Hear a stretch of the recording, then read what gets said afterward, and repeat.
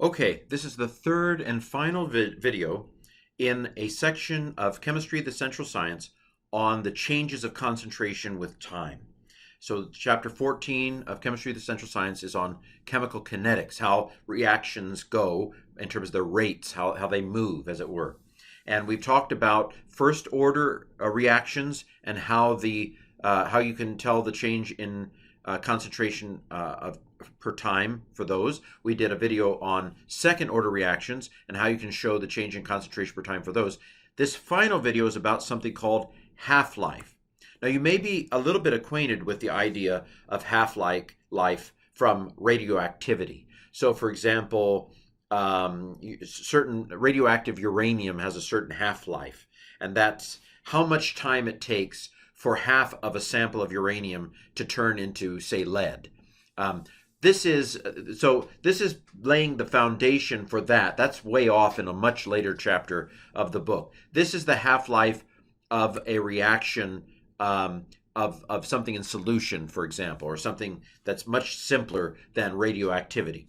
So in this context of this chapter, half-life is the time required for the concentration of a reactant to reach 1/2 of its initial value. So the half-life of a reaction is the time required for the concentration of a reactant to reach 1/2 of its initial value. So basically, how much time does it take to get from the initial concentration at A sub 0, 1/2 of that? What is the time t when the concentration equals that? So now, if you remember, 2 videos ago, we had this formula. The natural logarithm of the concentration at time t equals negative kT plus the natural logarithm of the concentration at time 0. Basically, I'm not going to redo it, but this is a version of that formula.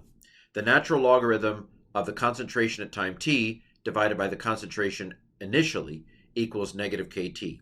So basically, we can figure out what the half-life of this reaction is if for time t, we basically are looking for half of the initial concentration. What does that look like?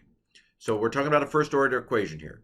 So where the concentration at time t is half the concentration initially. So we're going to substitute in the concentration at time t, this half of initial concentration. Well, A sub aught divided by A sub aught is going to be 1.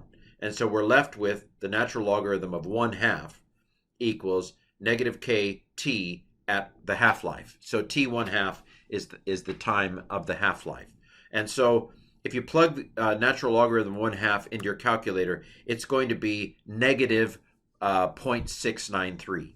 So I've done a little shuffling here. So I took the negative and I canceled the negatives out, so there are no negatives here.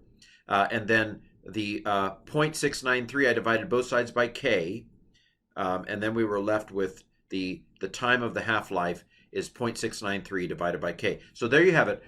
For any first order equation, it's going to be a constant.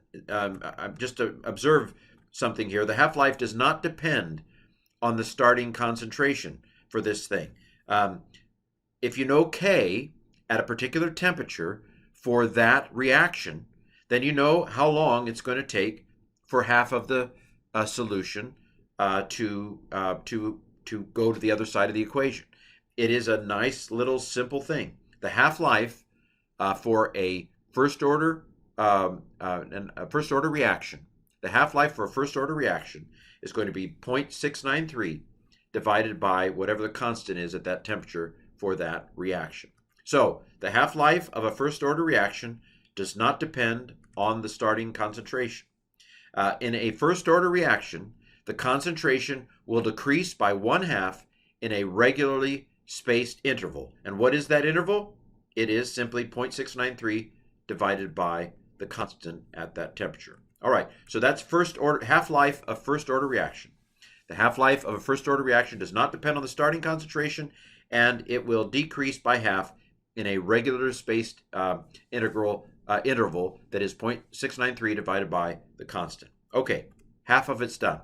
So what about the half-life for second order reactions. Well, you remember this equation? We had this equation for the concentration at time t of a second order reaction. So in order to find out what the half-life is for a second order reaction, we're going to simply plug in half the initial concentration for A sub t, just like we did with the previous one. So 1 over 1/2 A sub 0, because that's half of when we're trying to figure out when it goes to half of that. So we plugged in half of that for A sub t. And now we're simply going to do a little solution, right? 1 over 1/2 is 2. So we have, this is basically 2 1 over A sub aught. And so if I subtract 1, so if I subtract 1 over A sub aught from both sides, then it's 2 1 over A sub aught minus 1 over 1 over A sub aught equals 1 over A sub aught. Okay? And then I just divide both sides by k, and I've got the time at the half-life. So this is the equation for finding the half-life of a second order reaction. And there you have it, our first foray into half-life for first order reactions and second order reactions.